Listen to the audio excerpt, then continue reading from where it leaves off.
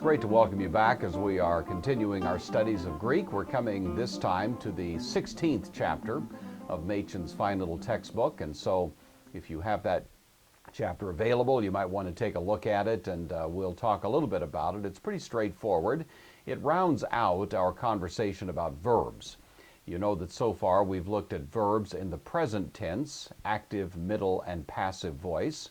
We've looked at verbs in the imperfect tense, which is really considered part of the present tense as far as the principal parts are concerned, and also in the active, middle, and passive voices. Then we looked at what's called the second of the principal parts, where there's a little change in the verb stem. The change, if it's regular, simply involves adding a sigma to the stem, so luo becomes luso. The endings otherwise are the same. And we've looked at the active and middle. We haven't looked at the passive yet. That's coming in this chapter. Then in the third of the principal parts, the aorist, we've also looked at the active and the middle. And we've also noted that here again, we have a little change in the stem because we both add an augment at the beginning, which is actually preceding the stem, and then we also add the sigma. And typically the aorist will use the sigma alpha construction, so that's how typically we can recognize the aorist, and so that's where we've gotten so far.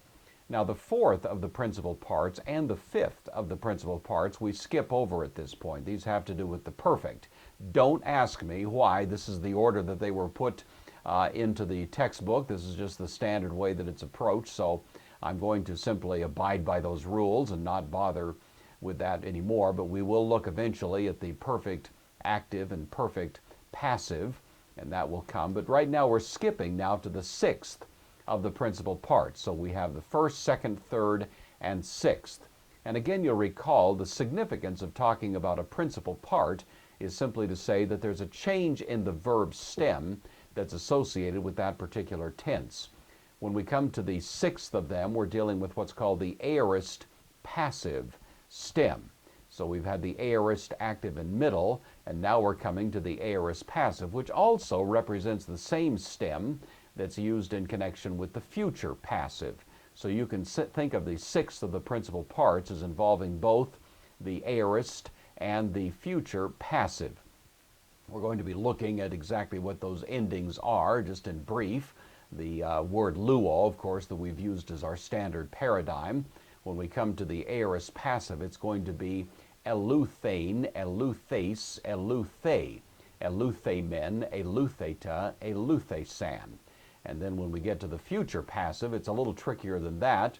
It's going to be luthesomai, luthese, luthesetai, luthesometha, luthesesta, luthesontai. And so you notice that we have some of the endings that are fairly similar to what we saw before, but now we're going to incorporate them into the sixth of the principal parts.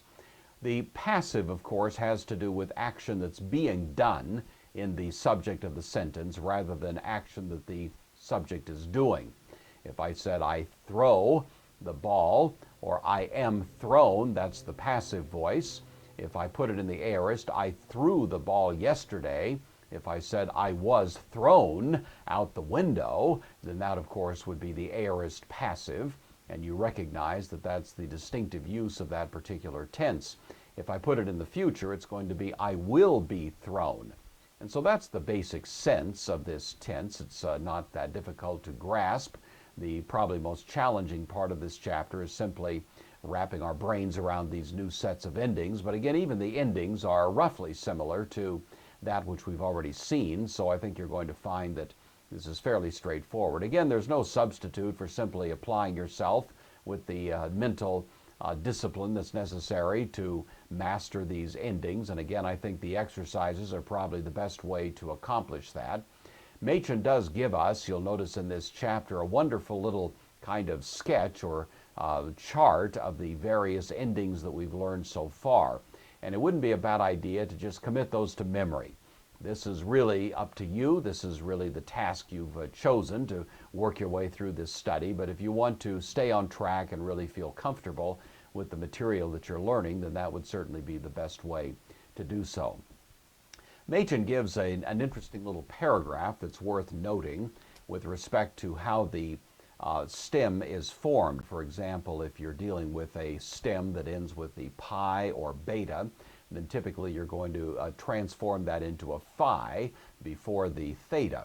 If you're dealing with a kappa sound or a gamma sound, which is formed by raising the back part of the tongue, then at that point you're going to transform that into a chi. And again, if you're using the D sound, the Z kind of sound, a zeta, for example, or a theta, then you're going to transform that into a sigma. This was done for pronunciation purposes by the ancient Greeks, and I think you can see the logic of it.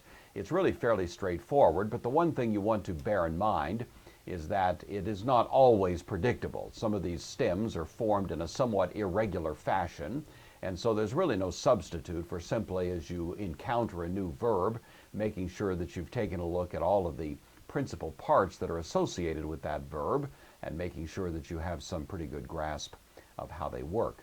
That's really the bulk of what's going on in this chapter. Again, there's not a whole lot of new information with respect to the information you need to master, but this is the heart of the matter.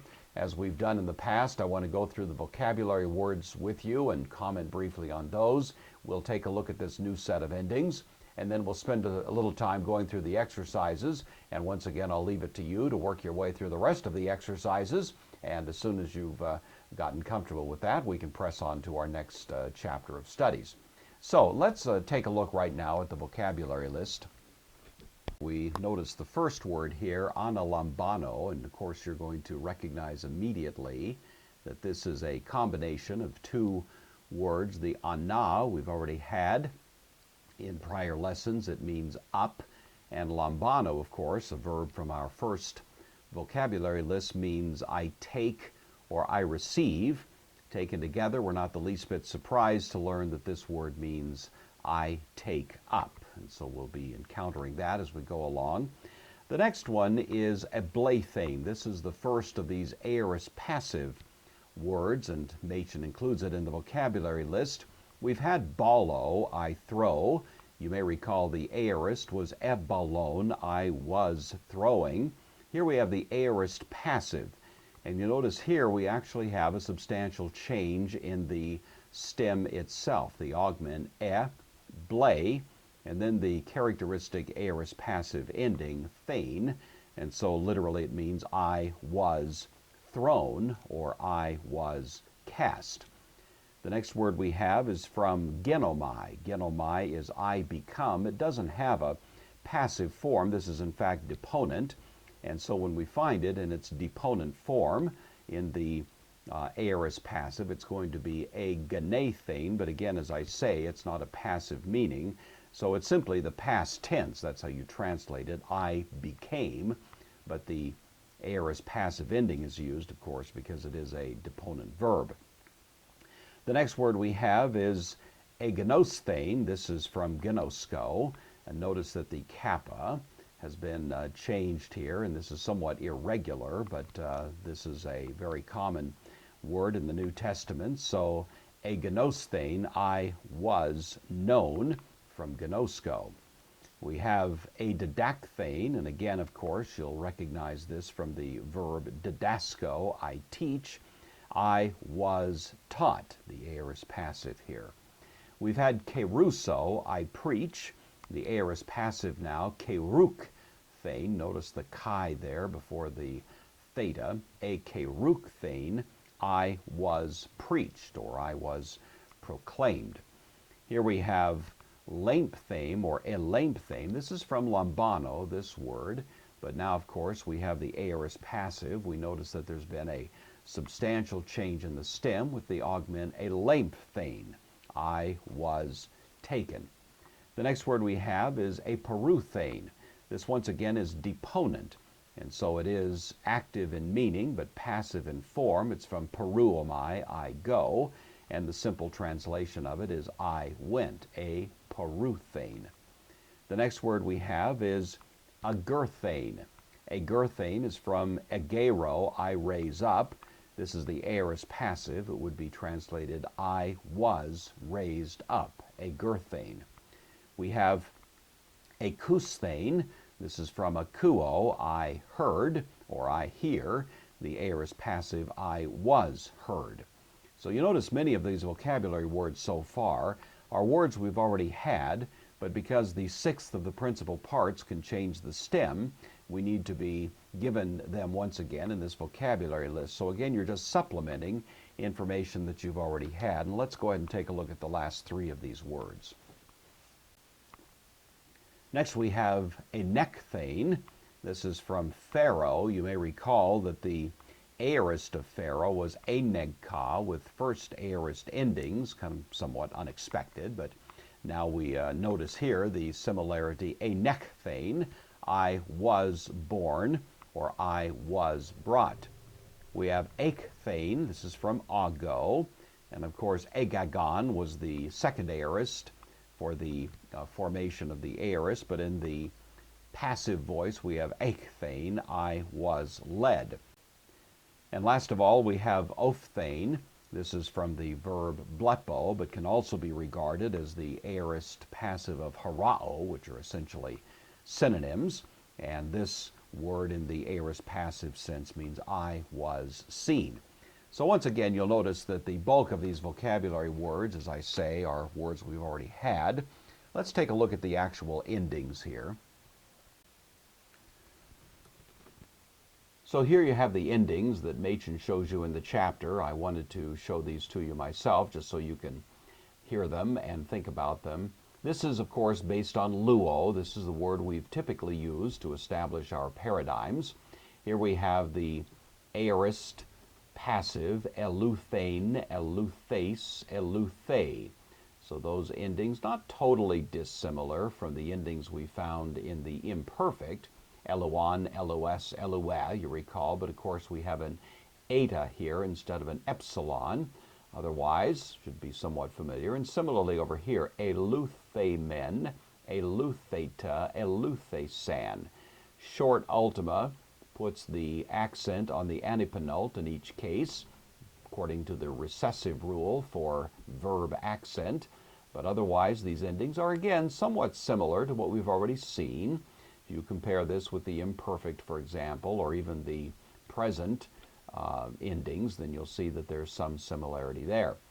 Coming down to the future passive, we find that essentially what happens is an additional syllable is thrown in. We notice that there's no augment, of course, because this is future now, not a secondary tense. Luthesomai, luthese, luthesetai. Luthesomatha, luthesestha, luthesontai. So you notice that each of these is really similar to endings that we've already had in other tenses and voices, and so once again you're not being required to learn all new endings. This should be fairly easy to accomplish, and once you master that you should be able to go ahead and take a look at the exercises. So let's do that now. Let's shift and see what the exercises have for us. All right, here we are with the first of the exercises. This is the translation exercises going from Greek to English. We have epistousamen eis ton kyrion, kai egenosthemen hup autou. So what do we make of this? Well, we notice first of all we have epistousamen. This is evidently the aorist. We have the sigma alpha, which is our first clue, along with the epsilon. We know the word pisteuo means I believe.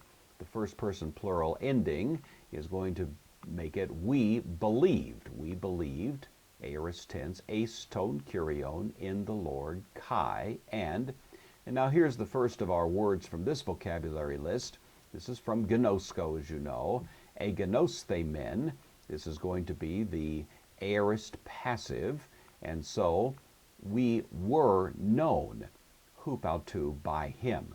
So we believed in the Lord and were known by him. Second exercise we have is tauta egraphe in tois bibliois. Tauta, you should recognize that pretty easily now. Tauta usually means these things, unless it's associated with some other noun.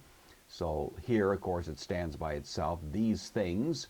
Egraphe, notice that this is missing the theta that typically shows up in the aorist passive. This is why it's called a second aorist in the second aorist passive. Machen comments on that briefly. I think the best thing to do is just learn it, and when other words come along that have this kind of irregular construction, then you'll do the same thing. So agrafe, it's simply the aorist passive. These things, notice this is a singular ending, but you will recall that a neuter plural noun can take a singular ending. So we're going to say these things were written, aorist passive, in tois bibliois, in the books, dative plural. And that's pretty straightforward, not much to it, so hopefully that makes sense. Let's look at the third exercise. All right, here we have the third of these exercises. We have edidagzata ta tekna, edidak theta da kaiautoi hupo tu kiriu. All right, well, first of all, we notice that we have our standard aorist here with the second person plural augmented, so it's aorist. You taught, ta tekna, the children. Edidak theta, here of course we have the aorist passive now, it's augmented, and we have the aorist passive ending. You were taught, da, but is probably going to be the soft conjunction, so but you were taught. Kai autoi, you're going to remember this, aren't you? Autoi here doesn't seem to fit until we remember that it's probably the intensive use of the word autos, and it's going to intensify the subject of this clause, which is the word you, and so it's going to be you yourselves. Probably the kai here means also, so but you yourselves were taught hupa tu kiriu, by the Lord. So it's going to be you taught the children, but you yourselves were also taught by the Lord, kind of massaging that into decent English. I think it would be something like that. All right, let's turn our attention to the composition exercises. The first of these that Machen provides, this is the church of God, but the sinners were brought into it. So this first phrase should be pretty straightforward. This, haute, feminine of course, because it needs to agree with he ecclesia. Haute, this, esten, is, third person singular.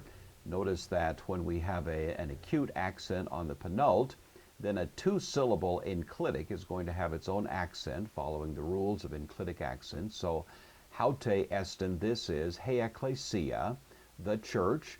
This, by the way, is the predicate nominative because esten takes the nominative. This is the church, tu theu, of God, hoi, the, but, this is the way we've done this, but the hamarteloi, the sinners, nominative case. Enekthesan, this is of course from Pharaoh. It's the aorist passive, enekthesan, they were brought, the sinners were brought, eis autein, into it. Feminine pronoun because it needs to agree with ecclesia, into it. And so that should be a pretty good rendering of that sentence. If that's what you came up with, you should be in good shape. Let's take a look at number 2. Number 2 reads, this man was cast out on account of the gospel.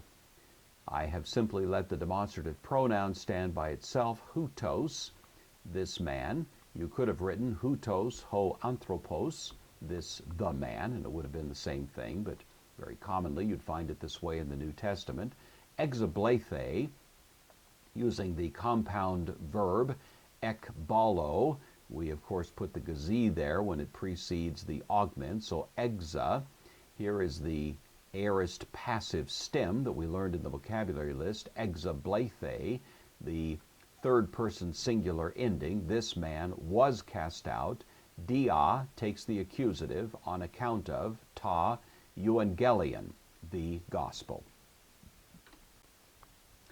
All right, and the last of these that we'll look at in this set of exercises, I was sent to the sinners, but you were being sent to your brothers. So I was sent, aorist passive, we're going to use pimpo here, and the aorist passive, a pimphanes, formed regularly. The pi, you recall, becomes a phi when we form the aorist passive preceding the theta. So a pimphane, I was sent, that's the first person singular ending, pros tous hamartelous, to the sinners, accusative case, and when we're talking about movement, usually pros is used. Now notice here, however, that you were being sent is the imperfect. So you need to be on your guard. Here we're going to use the same verb pimpo, but put it in the imperfect. And so we have the augment, the regular ending now, pimpo, you recall, and in the imperfect it's going to be estha, a pimpestha, you were being sent, pros tous adelphus, to the brothers, humon of you, or to your brothers. So I hope that's helpful once again. I hope that you'll go ahead and work through the rest of the exercises. I have provided, as usual, the answer key for you, so you should take a look at that and work your way through. And once you feel comfortable with this, we'll move on to the next chapter. The next chapter is the third declension. We've had the first two declensions of nouns. The third declension is a little bit different, but we need to study it because the chapter after that gives us participles. And participles are extraordinarily important, and so we want to pay a special attention to the third declension because it provides some of the endings that we're going to be running into in connection with the participles. So that's going to be our ongoing study at this point. It's been a pleasure to have you here. Feel like we're getting to know each other. I hope that this has been enjoyable to you, and I'll look forward to seeing you next time. Until that time, God richly bless your ongoing studies.